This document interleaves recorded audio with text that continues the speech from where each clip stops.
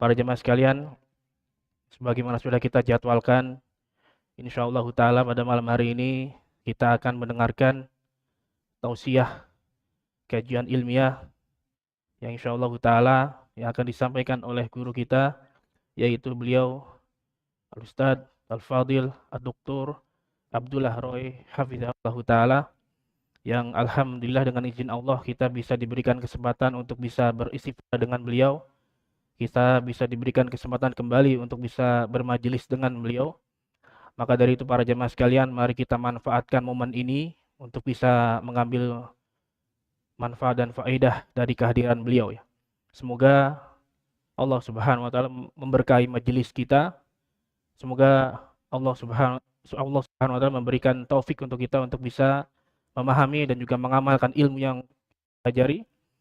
Dan insyaallah pada malam hari ini beliau akan membahas tema akidah dalam mengais rezeki. Semoga kita semua bisa mendapatkan ilmu yang bermanfaat. Barakallahu fikum. Sallallahu ala nabiyina Muhammad wa ala alihi washabbihi ajmain. Wassalamualaikum warahmatullahi wabarakatuh.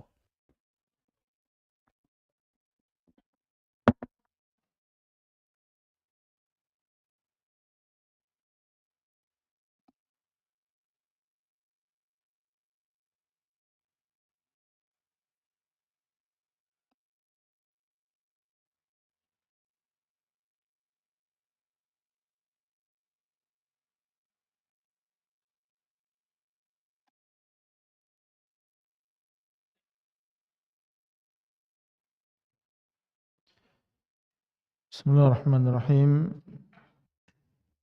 Assalamualaikum warahmatullahi wabarakatuh. Alhamdulillah Rabbil alamin wa asyhadu an la ilaha illallah wahdahu la syarika lah wa asyhadu anna Muhammadan abduhu wa rasuluh sallallahu alaihi wa ala alihi wa sahbihi wa tabi'ina lahum bi ihsanin ila yaumiddin. Sallama tasliman katsiran amma ba'd. Alhamdulillah, segala puji hanyalah untuk Allah Rabbul Alamin, Rabb semesta alam yang telah memberikan banyak kenikmatan kepada kita semuanya. Tidak lupa salawat dan salam semoga senantiasa Allah Subhanahu wa taala limpahkan kepada Nabi kita Muhammad sallallahu alaihi wasallam, keluarga beliau, para sahabat beliau, dan orang yang mengikuti mereka dengan baik sampai akhir zaman. Hadirin sekalian, di antara fenomena banyak terjadi di sekitar kita adalah banyaknya manusia yang mereka mengalami kegelisahan, stres, depresi dengan sebab yang berkaitan dengan masalah ekonomi. Bahkan banyak di antara mereka yang berputus asa atau bahkan mengakhiri hidupnya dengan bunuh diri, menyangka bahwasanya dengannya dia bisa keluar dari permasalahan ekonomi yang terjadi. Sebagai seorang muslim, tentunya dia meyakini bahwa agama ini adalah agama yang sempurna. Allah Subhanahu wa taala dialah yang telah menyempurnakan. Tidak ada sebuah permasalahan kecuali di sana ada jalan keluar di dalam agama Islam. Al-yawma akmaltu lakum dinakum wa atmamtu alaikum ni'mati wa raditu lakum al-Islam madina. Kata Allah, hari ini telah aku sempurnakan untuk kalian agama kalian,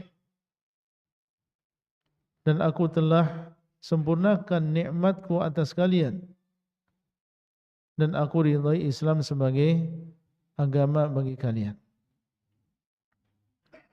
Maka siapa yang mau kembali kepada Al-Quran dan juga hadis, kembali kepada konsep-konsep Islam di dalam masalah rezeki, maka insya Allah dia akan menemukan hal yang menenangkan untuk dirinya. Maka marilah waktu yang sebentar antara maghrib sampai isya ini kita gunakan untuk membuka kembali, baca apa yang dikatakan oleh Allah di dalam Al-Quran dan apa yang dikatakan oleh Rasulullah SAW di dalam As-Sunnah yang berkaitan dengan masalah rezeki ini.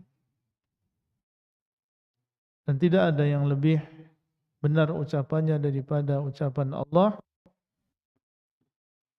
dan tidak ada petunjuk yang lebih baik daripada petunjuknya Rasulullah SAW. Di antara poin-poin pentingnya, yang pertama adalah bahwasanya Allah Subhanahu wa taala dia adalah Maha pemberi rezeki.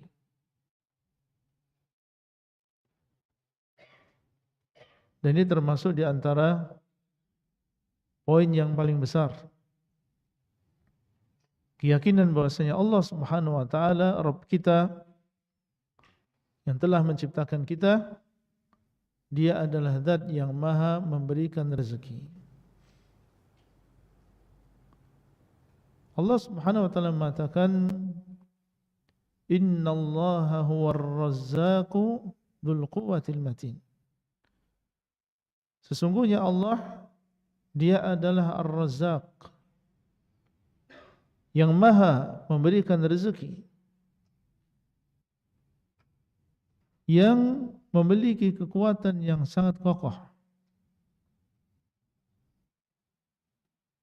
Banyaknya makhluk yang ada di alam semesta ini, semuanya Allah Subhanahu wa taala yang telah memberikan rezeki kepada mereka. Sebagaimana Allah Subhanahu wa taala yang telah menciptakan mereka, maka Allah Subhanahu wa taala dialah yang menjamin rezeki untuk mereka semuanya. Bukan kita yang memberikan rezeki kepada anak-anak kita, bukan kita yang memberikan rezeki kepada keluarga kita, tapi Allah Subhanahu wa taala yang menciptakan mereka, dialah yang telah menanggung, menjamin rezeki bagi mereka semuanya. Allah Subhanahu wa taala mengatakan, "Wa ma min dabbatin fil ardi illa 'ala Allahi rizquha." Dan tidak ada sesuatu yang melata di permukaan bumi, baik manusianya, jinnya, hewannya, illa 'ala Allahi rizquha, kecuali atas Allah rezeki bagi mereka semuanya. Dari semenjak makhluk yang pertama di dunia ini dan sampai yang terakhir, Allah Subhanahu wa taala dialah yang berikan rezeki kepada mereka. Bukan manusia yang memberikan rezeki. Sebanyak apapun mereka,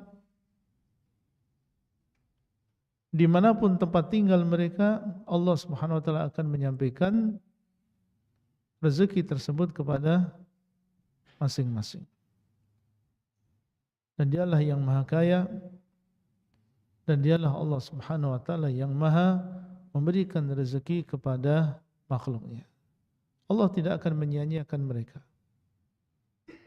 Allah tidak akan menyia-nyiakan makhluknya, kemudian diberikan rezeki setelah itu disia-siakan, tidak. Allah lah yang menciptakan mereka dan Allah pula yang akan memberikan rezeki kepada mereka. Poin yang kedua, bahwasanya Allah Subhanahu wa taala dialah yang telah mentakdirkan, dialah yang mengetahui segala sesuatu sebelum terjadinya, dan dialah yang telah menulis, menetapkan kadar masing-masing dari makhluknya. Umur sudah ditentukan kadar kita masing-masing. Ajalnya berapa? Rezeki Allah Subhanahu wa taala juga telah mentakdirkan, menentukan kadar masing-masing di dalam masalah rezeki. Tulis di dalam Lauhul Mahfuz 50.000 tahun sebelum Allah Subhanahu wa taala menciptakan langit dan juga bumi. Di dalam sebuah hadis yang diriwayatkan oleh Imam Muslim dari Abdullah bin Amr bin Al-As, bahwasanya Rasulullah sallallahu alaihi wasallam bersabda, "Kataballahu maqadiral khalaiq qabla an yakhluqas samawati wal ard bi 50,000 sanah." Allah telah menulis takdir-takdir bagi para makhluknya, ajal, rezeki, jodoh, amalan yang baik maupun amalan yang buruk. Allah telah menulis takdir-takdir bagi para makhluknya 50.000 tahun sebelum Allah menciptakan langit dan bumi. Padahal penciptaan langit dan bumi ini sudah berapa ribu tahun yang lalu. Allah Subhanahu wa taala telah menciptakan langit dan juga bumi. Ternyata takdir untuk kita semuanya sudah ditulis oleh Allah 50.000 tahun, bukan setahun, bukan 2 tahun, bukan 10 tahun, 50.000 tahun sebelum Allah Subhanahu wa taala menciptakan langit dan bumi. Fulan berapa rezekinya? Si fulanah berapa rezekinya? Sudah ditulis secara lengkap oleh Allah Subhanahu wa taala di dalam Al-Lauhul Mahfuz.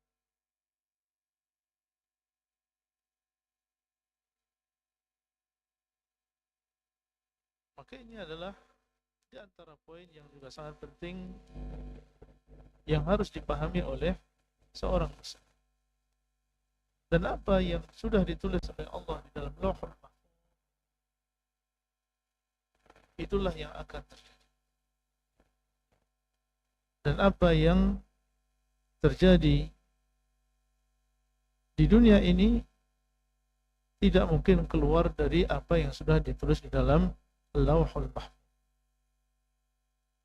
Termasuk di antaranya adalah rezeki yang sampai kepada kita masing-masing berupa harta, berupa makanan, berupa gaji, berupa air, nafas, rezeki yang sampai kepada kita secara langsung maupun rezeki yang sampai kepada kita melalui perantara yang lain, maka itu sudah tertulis semuanya di dalam Lauhul Mahfuz. Tidak mungkin seseorang mengambil rezeki yang belum ditulis. Dan tidak mungkin seseorang mengambil rezeki yang diperuntukkan untuk orang lain, atau orang lain mengambil rezeki dirinya. Dan tidak mungkin seseorang meninggal dunia, meninggalkan dunia ini dalam keadaan masih tersisa rezeki yang sudah dituliskan untuknya. Dan tidak mungkin dia mengambil lebih dari apa yang sudah dituliskan di dalam Lauhul Mahfuz. Di dalam sebuah hadis Nabi SAW mengatakan bahwasanya Ruhul Qudus, maksudnya adalah Malaikat Jibril alaihissalam, nafatha fi raw'i, telah mewahyukan di dalam hatiku, inna nafsan la tamutu hatta tastakmila rizqaha, telah mewahyukan ke dalam hatiku bahwasanya sebuah jiwa tidak akan meninggal dunia sampai dia menyempurnakan rezekinya. Sebuah jiwa tidak akan meninggal dunia sampai dia menyempurnakan rezekinya. Kalau sudah sempurna rezekinya, kalau sudah rezeki yang terakhir yang sudah Allah tulis di dalam Lauhul Mahfuz sampai kepadanya, barulah setelah itu dia meninggal dunia. Inna nafsan la tamutu hatta tastakmila rizqaha. Sungguhnya sebuah jiwa tidak mungkin dia meninggal dunia sampai dia menyempurnakan rezekinya seperti yang ditulis oleh Allah Subhanahu wa taala. Poin yang selanjutnya, bahwasanya Allah Subhanahu wa taala dialah yang meluaskan rezeki dan menyempitkan rezeki. Meluaskan rezeki kepada siapa yang Allah kehendaki dan menyempitkan rezeki bagi siapa yang Allah kehendaki. Dan itu semuanya dengan hikmah. Tidak ada kezaliman di dalamnya. Ketika Allah meluaskan dengan hikmah. Dan ketika Allah menyempitkan bagi sebagian yang lain, maka itu juga dengan hikmah. Allah Subhanahu wa taala mengatakan, Allahu yabsutur rizqa liman yasha'u wa yaqdir. Allah Subhanahu wa taala dialah yang meluaskan rezeki kepada siapa yang Allah kehendaki, dialah yang menyempitkan rezeki bagi siapa yang Allah farihu bil hayatid dunya wa mal hayatud dunya fil akhirati illa mata'. Dan mereka bergembira dengan kehidupan dunia ini, tidaklah kehidupan dunia ini kecuali kesenangan yang hanya sebentar. Di dalam ayat yang lain Allah mengatakan, walau basatallahu ar-rizqa li'ibadihi labaghaw fil ard walakin yunazzilu biqadari ma yasha' innahu bi'ibadihi khabirun basir. Seandainya Allah Subhanahu wa taala meluaskan rezeki bagi hamba-hambanya, niscaya mereka akan berlebihan di permukaan bumi. Dan Allah tahu yang demikian. Seandainya Allah Subhanahu wa taala meluaskan rezeki bagi hamba-hambanya, dijadikan dia kaya raya sebagaimana sebagian orang, niscaya mereka akan berlebih-lebihan di permukaan bumi ini, yaitu lupa kepada Allah, lupa kepada akhirat, justru malah menggunakan keluasan rezeki tersebut untuk bermaksiat kepada Allah Subhanahu wa taala. Tapi Allah sayang kepada hamba-hambanya. Walakin yunazzilu biqadarin ma yasha. Akan tapi Allah Subhanahu wa taala menurunkan rezeki tersebut dengan qadar, dengan kadarnya. Allah berikan sekian karena Allah SWT tahu bahwa yang dibutuhkan oleh hamba tersebut hanyalah sekian, cukup bagi dia. Yunazzilu biqadar. Allah Subhanahu wa taala menurunkan rezeki tersebut dengan kadarnya. Ma yasha, sesuai dengan kehendak Allah. Innahu bi'ibadihi khabirum basir. Sungguhnya Allah SWT dialah yang maha mengetahui keadaan hambanya, dan dialah yang maha melihat. Sehingga seorang hamba hendaklah dia menyadari yang demikian. Allah tidak menyamaratakan rezeki, tapi Allah Subhanahu wa taala dialah yang meluaskan rezeki bagi sebagian dan menyempitkan rezeki bagi sebagian yang lain.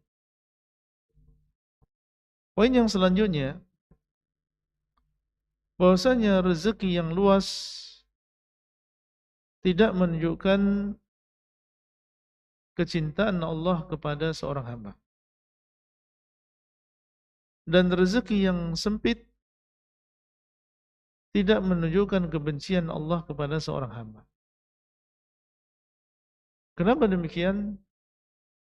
Karena masalah dunia, harta, Allah Subhanahu wa taala berikan kepada siapa saja. Kepada makhluk-makhluknya. Tidak dibedakan antara yang muslim dengan yang kafir. Antara yang tinggi keimanannya dengan orang yang rendah keimanannya. Karena dunia di sisi Allah Azza wa Jalla adalah sesuatu yang rendah, sesuatu yang hina, sehingga Allah SWT berikan ini kepada siapa saja. Di dalam sebuah hadis disebutkan bahwasanya, atau dari Abdullah bin Mas'ud,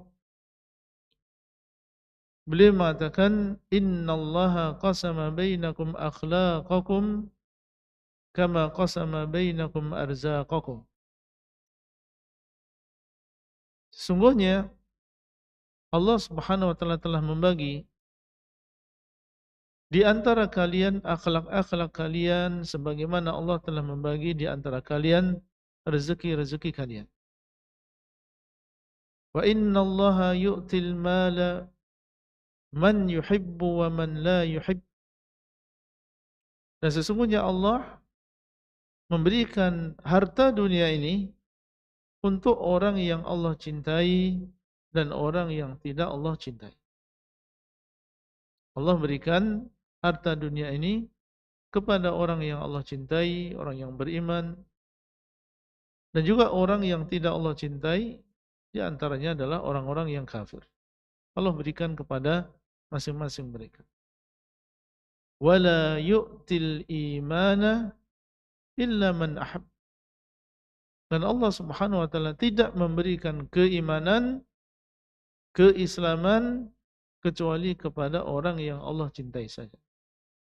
Kalau ini Allah bedakan. Orang yang Allah cintai, Allah berikan kepadanya taufik. Allah berikan kepadanya iman. Allah berikan kepadanya hidayah. Maka bersyukurlah seseorang yang memiliki keimanan. Bersyukurlah orang yang mendapatkan hidayah.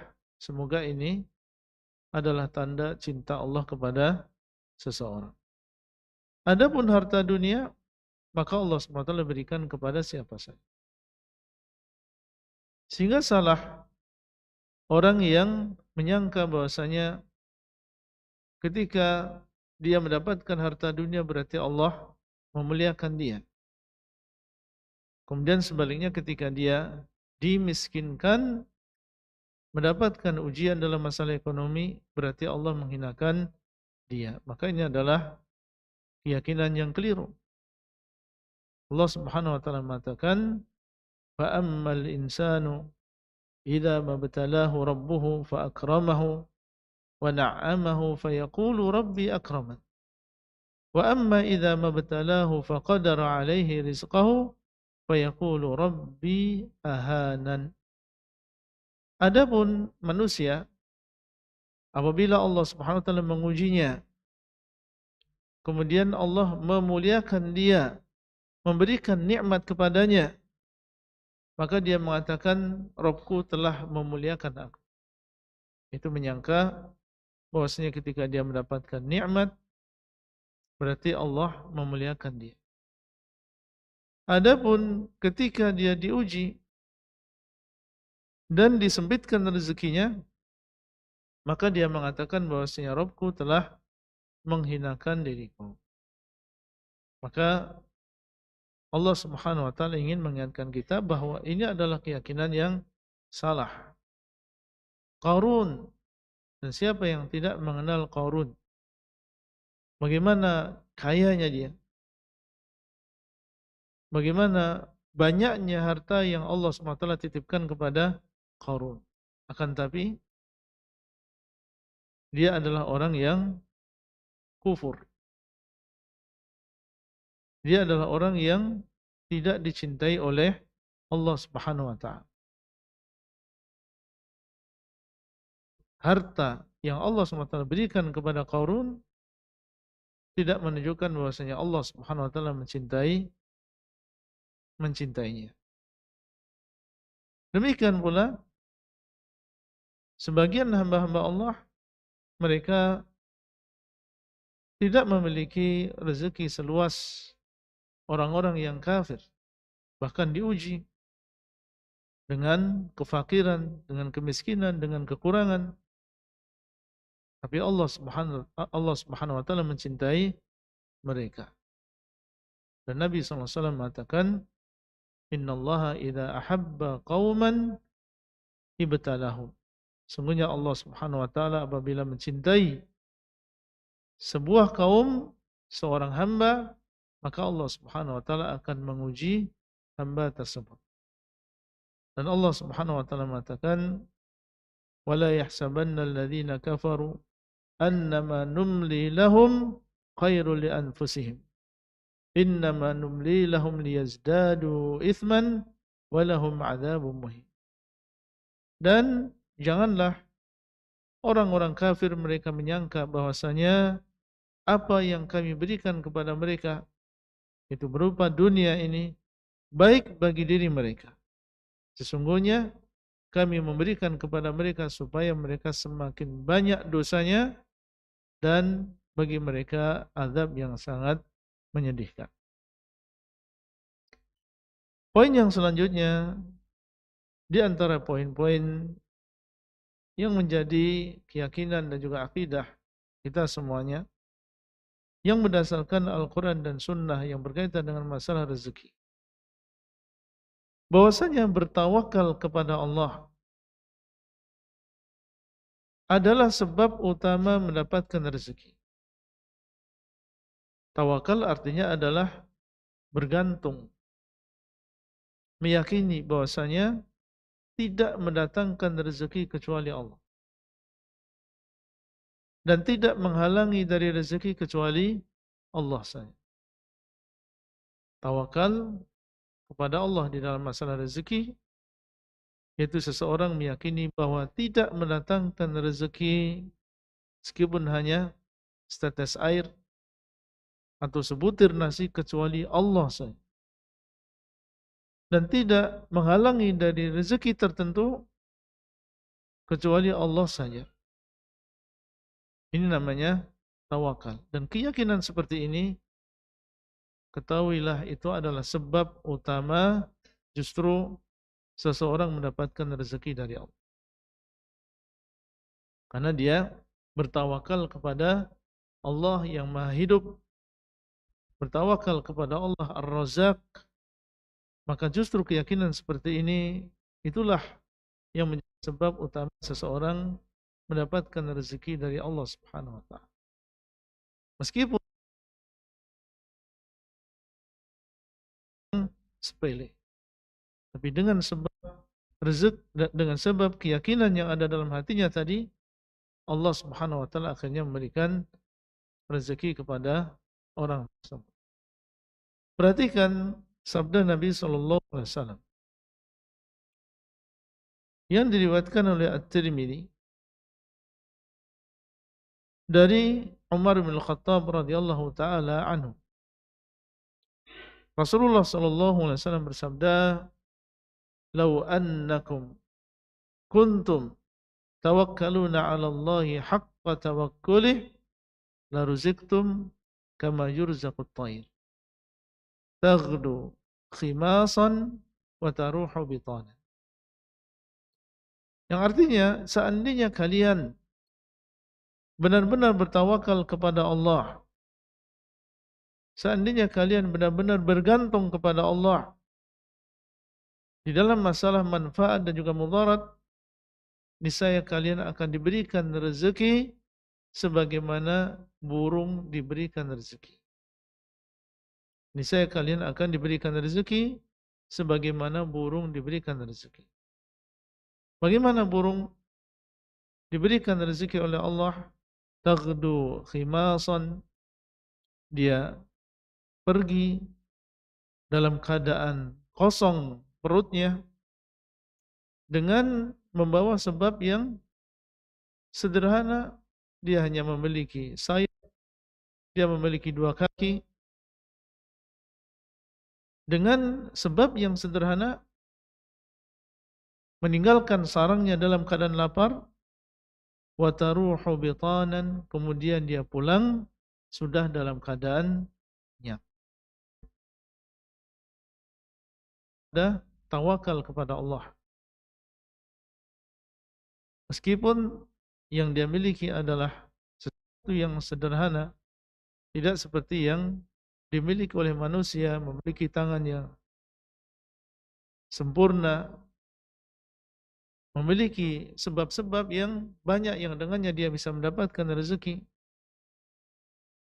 Tapi tawakal yang ada di dalam diri mereka menjadikan Allah Subhanahu wa taala pun memberikan rezeki kepada mereka meskipun mereka hanya mengeluarkan sebab-sebab yang ringan atau sebab-sebab yang sederhana. Kalau Allah melihat tentang tawakalnya, maka Allah akan mudahkan baginya mendapatkan rezeki. Di dalam Al-Quran, Allah Subhanahu wa taala memerintahkan Maryam alaihissalam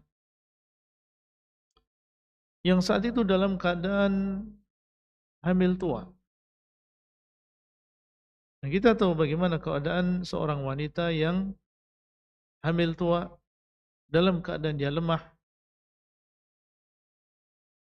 Dan Allah Subhanahu wa taala menyuruh Maryam alaihissalam saat itu untuk menggerakkan, menggoyahkan sebuah pohon kurma.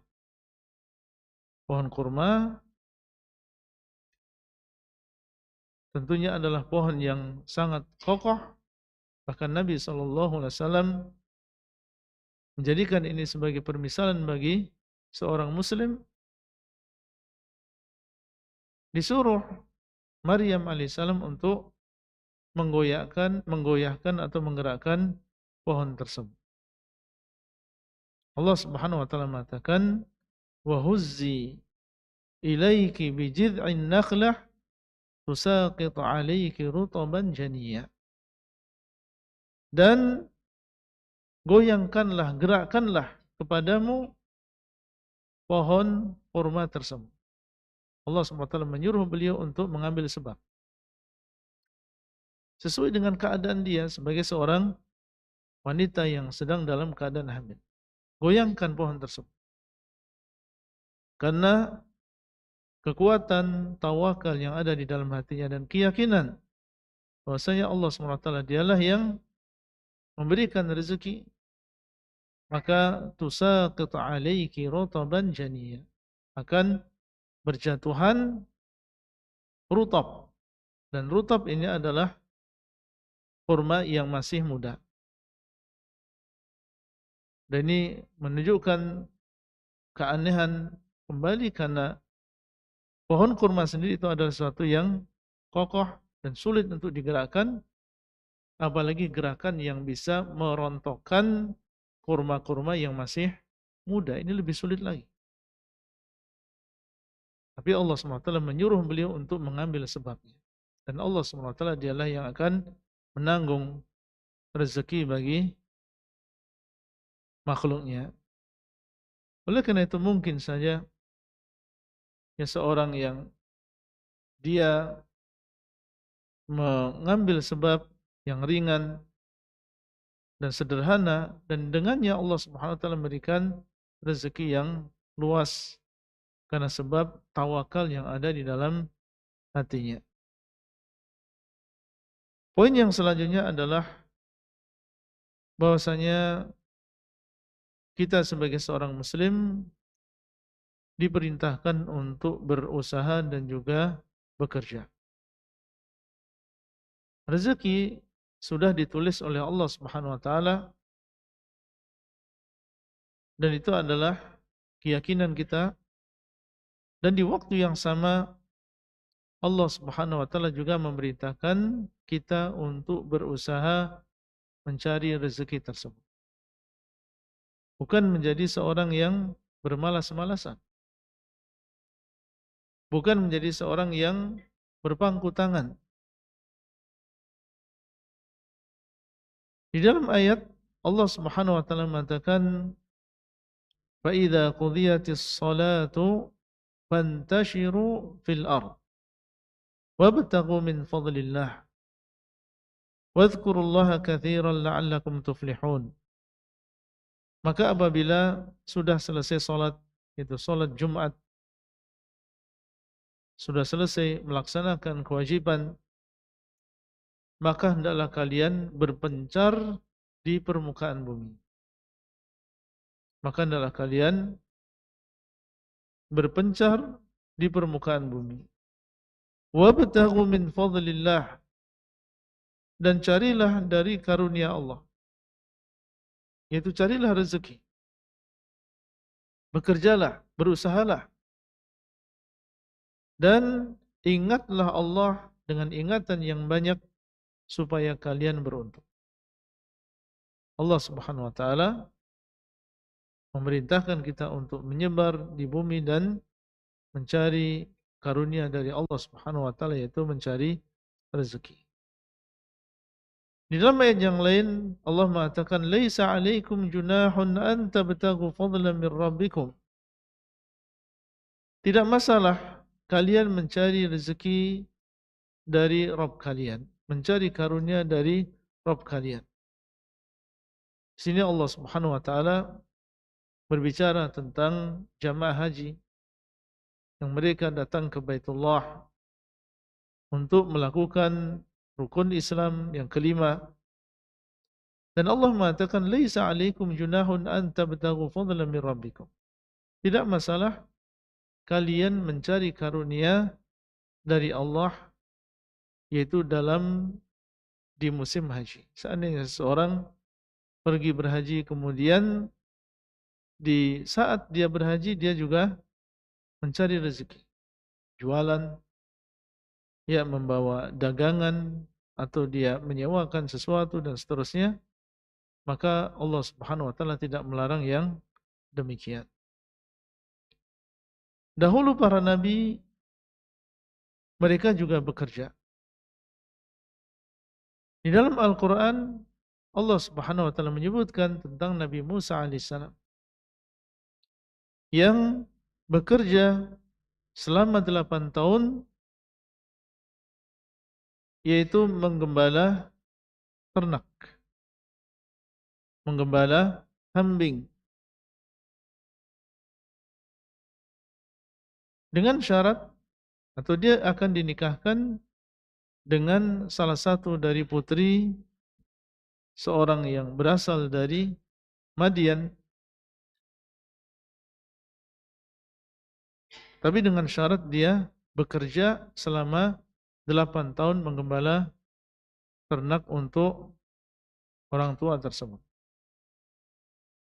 Dan dilakukan oleh Nabi Musa alaihissalam, dan tentunya beliau sebagai seorang nabi, orang yang paling tahu tentang masalah takdir, orang yang paling tahu bahwa yang namanya rezeki itu sudah ditulis dan sudah ditetapkan oleh Allah. Tapi beliau bekerja. Disebutkan dalam hadis yang lain bahwasanya Nabi sallallahu alaihi wasallam mengatakan, "Kana Zakaria najjaran." Dahulu Zakaria, yaitu Nabi Zakaria adalah seorang tukang kayu. Nabi Musa alaihissalam gembala kambing. Nabi Zakaria alaihissalam beliau adalah seorang tukang kayu, dan mereka adalah para nabi yang sekali lagi mereka adalah orang yang paling tahu tentang takdir Allah, orang yang paling tahu bahwasanya rezeki sudah ditentukan oleh Allah Subhanahu wa taala. Tapi karena mereka diperintahkan oleh Allah untuk mengambil sebab untuk berusaha, maka mereka pun bekerja dan juga berusaha. Dalam hadis yang lain, beliau sallallahu alaihi wasallam mengatakan, "Ma akala ahadun ta'aman qattu khairan min an ya'kula min amali yadihi." Tidaklah salah seorang di antara kalian memakan sebuah makanan yang lebih baik daripada makanan yang dari hasil pekerjaan dia sendiri. Tidaklah seseorang memakan sebuah makanan yang lebih baik daripada dia memakan sesuatu dari hasil kerjanya sendiri. Jadi kalau dibandingkan makanan yang dikasih orang lain dengan makanan yang dia beli dengan keringat dia sendiri, maka yang dia makan dari hasil keringat dia sendiri itu lebih afdal. Menunjukkan bahwa Islam mendorong kita untuk bekerja. Wa inna nabiyallahi Dawud alaihi salam kana ya'kulu min amali yadihi. Dan dahulu Nabiullah Dawud alaihissalam beliau makan dari hasil usaha beliau sendiri. Dalam hadis yang lain beliau sallallahu alaihi wasallam mengatakan, la yahtatiba ahadukum hazmatan min hatab, la yahtatiba ahadukum hazmatan ala dhahrihi khairun min an yas'ala ahadan fayu'tihi aw yamna'u.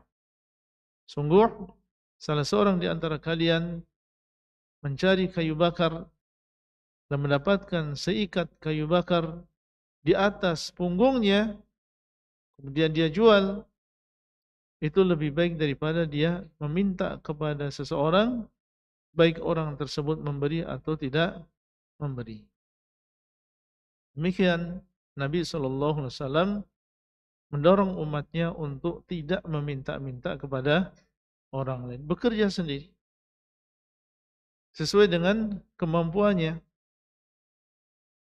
dan itu adalah lebih baik daripada dia meminta-minta kepada orang lain, baik orang lain memberi ataupun tidak memberi. Kita adzan dulu? Belum.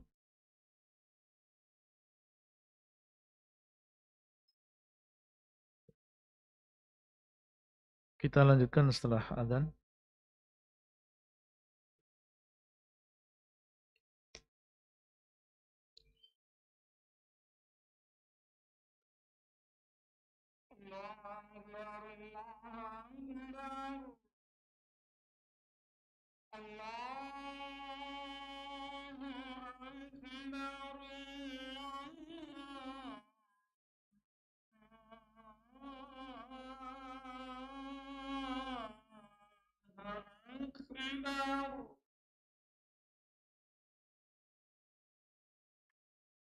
أشهد أن لا إله إلا الله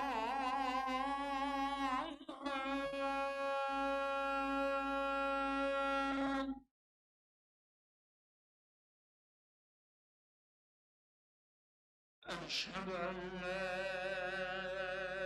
إله إلا الله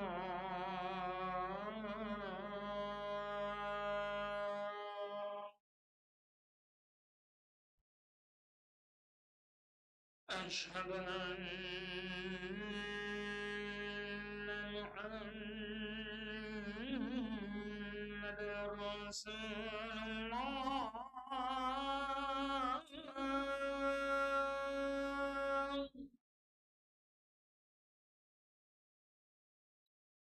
أشهد أن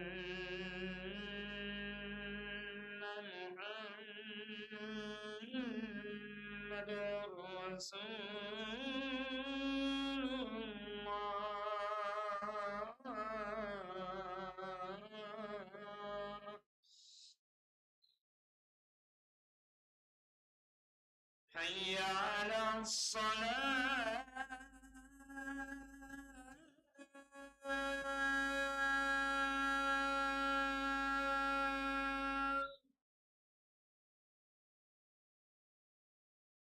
حي على الصلاة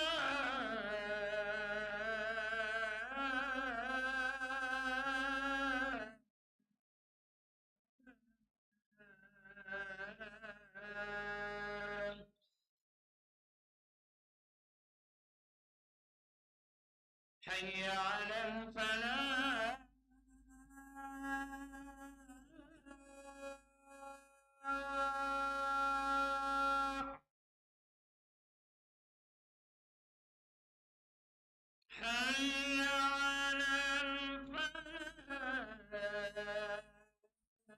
على الفلاح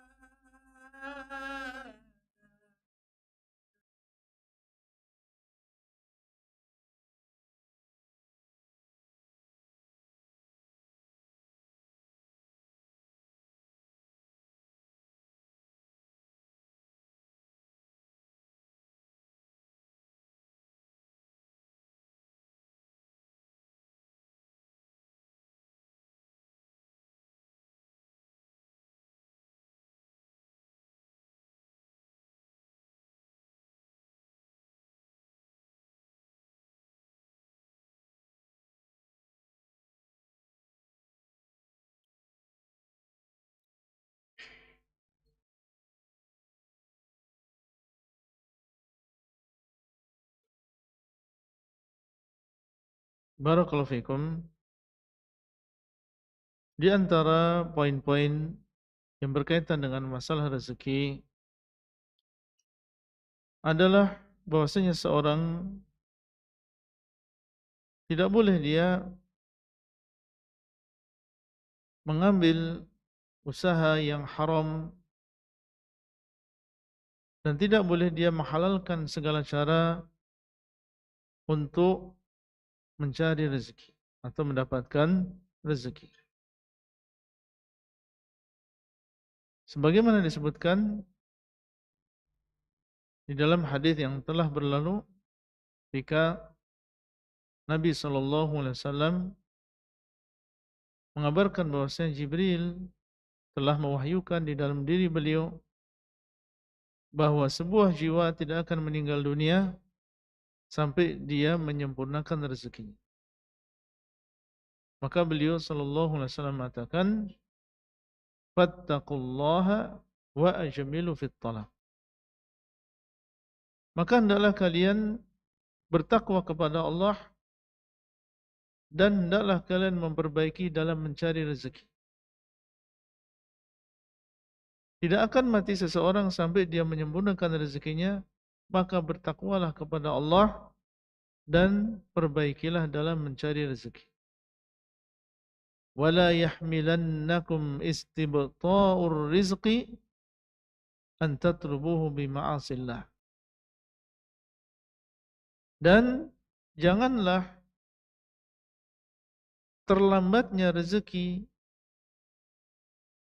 atau pelan-pelannya rezeki yang sampai kepada kalian kemudian menjadikan kalian mencari rezeki tersebut dengan maksiat kepada Allah Subhanahu wa taala. Dan orang yang mencari rezeki dengan cara yang haram dan tumbuh dagingnya dari harta yang haram, maka sebagaimana disebutkan oleh Nabi SAW bahwa neraka itu lebih pantas bagi daging tersebut. Beliau SAW mengatakan, kullu lahmin nabata min suhtin fannaru awla bihi. Setiap daging yang tumbuh dengan sesuatu yang haram, maka neraka itu lebih pantas bagi daging tersebut. Karena surga Allah adalah thayyibah. Surga Allah itu adalah sesuatu yang baik. Adapun daging yang tumbuh dengan sesuatu yang haram, maka ini adalah keburukan. Maka neraka lebih pantas bagi daging tersebut. Oleh karena itu orang yang bermudah-mudahan makan sesuatu yang haram, meminum sesuatu yang haram, maka dikhawatirkan ini menjadi sebab seseorang disiksa oleh Allah SWT di dalam nerakanya. Dan sebelum hari kiamat, maka di dunia orang yang bermudah-mudahan dalam memakan sesuatu yang haram akan dijauhkan dari terkabulkannya doa. Sebagaimana disebutkan di dalam hadis, ada orang yang dia dalam keadaan safar mengangkat kedua tangan berdoa dan mengatakan ya Rabb, ya Rabb, akan tapi makanannya haram, minumannya haram, pakaiannya haram, maka Nabi SAW mengatakan fa anna yustajabu lahu, bagaimana dia akan dikabulkan doanya. Kemudian di antara poin tentang masalah rezeki adalah bahwasanya di hari kiamat di antara yang akan ditanyakan kepada seorang hamba adalah masalah rezeki. Dari mana dia dapatkan dan untuk apa dia gunakan. Nabi SAW mengatakan la tazulu qadama 'abdin yaumal qiyamati hatta yus'ala an arba'. Tidak akan bergeser dua kaki seorang hamba di hari kiamat sampai ditanya tentang 4 perkara. Di antaranya adalah an malihi min aina iktasabahu wa fima anfaqahu. Akan ditanya tentang hartanya, dari mana dia dapatkan harta tersebut dan untuk apa dia gunakan harta tersebut. Rezeki termasuk di antara yang akan menjadi bahan pertanyaan di hari kiamat. Oleh karena itu seseorang berhati-hati dalam mencari rezeki. Dia harus yakin itu adalah sesuatu yang boleh, itu adalah sesuatu yang halal. Kemudian setelah itu ketika dia menggunakan rezeki tersebut, dia pun harus berhati-hati. Kemudian di antara poin tersebut adalah qanaah. Qanaah ketika seseorang diberikan rezeki oleh Allah Subhanahu wa taala, yaitu merasa cukup. Merasa cukup dengan apa yang Allah berikan. Dan di antara cara untuk mendapatkan qanaah ini adalah seseorang melihat kepada orang yang lebih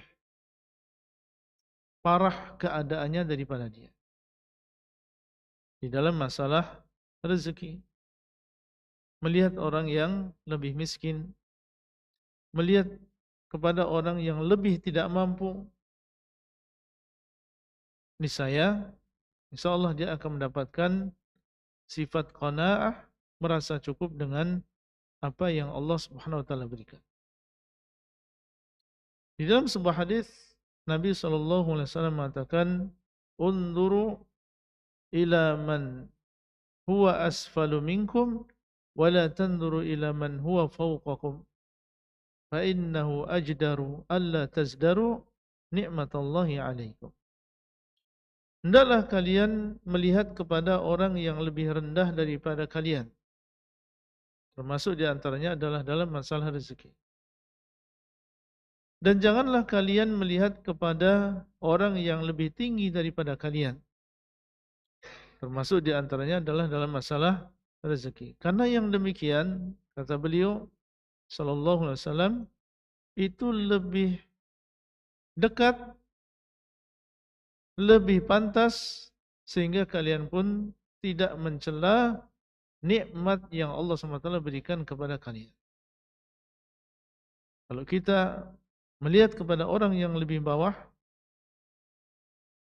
kemudian kita melihat keadaan kita, maka kita tidak akan mencela nikmat yang Allah SWT berikan kepada diri kita. Kita akan merasa qanaah, merasa cukup, alhamdulillah. Allah Subhanahu wa taala memberikan kita lebih daripada si fulan. Keadaan dia lebih parah, keadaan dia lebih susah daripada kita. Namun apabila seseorang dia mendapatkan nikmat dan senantiasa dia melihat kepada orang yang lebih kaya, maka yang ada adalah tidak pernah bersyukur dengan nikmat yang Allah berikan, bahkan menganggap remeh, memandang enteng nikmat yang Allah SWT berikan kepada seseorang. Di antara poin tersebut, bahwasanya orang yang di dunia ini, dia justru yang menjadi pikiran utamanya, yang senantiasa di dalam benaknya adalah masalah dunia, justru orang yang seperti ini yang akan celaka.